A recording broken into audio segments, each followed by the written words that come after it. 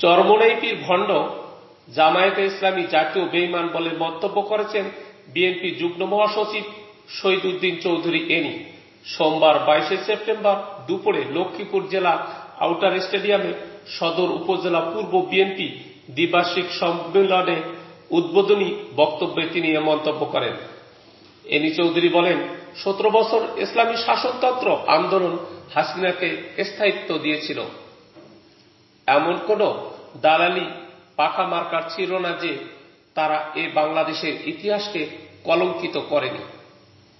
2014, 2018 এবং 2024 এর নির্বাচনে হাসিনাকে সহযোগিতা করে হাসিনার স্থায়িত্ব বাড়িয়ে দেওয়ার ক্ষেত্রে এই চরমোনাইপির ইসলামী শাসনতন্ত্র আন্দোলন পাকা মার্কা ছিল বাংলাদেশের মানুষের আরেকটি জাতীয় বেঈমান হিসেবে চিহ্নিত।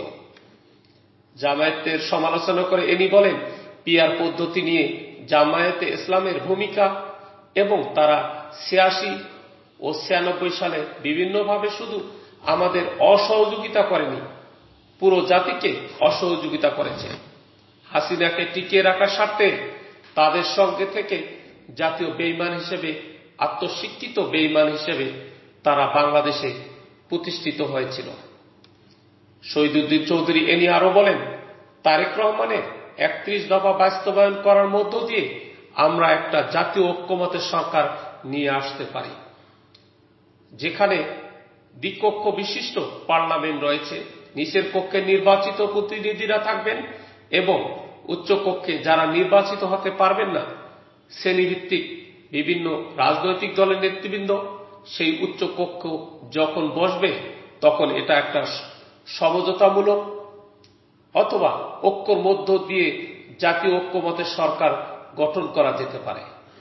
সদর উপজেলা পূর্ব বিএনপির আহ্বায়ক মাইনুদ্দিন চৌধুরী রিয়াজের সভাপতিত্বে এতে প্রধান অতিথি হিসেবে ছিলেন বিএনপি চেয়ারপারসন খালেদা জিয়ার উপদেষ্টা ইসমাইল জবিউল্লাহ।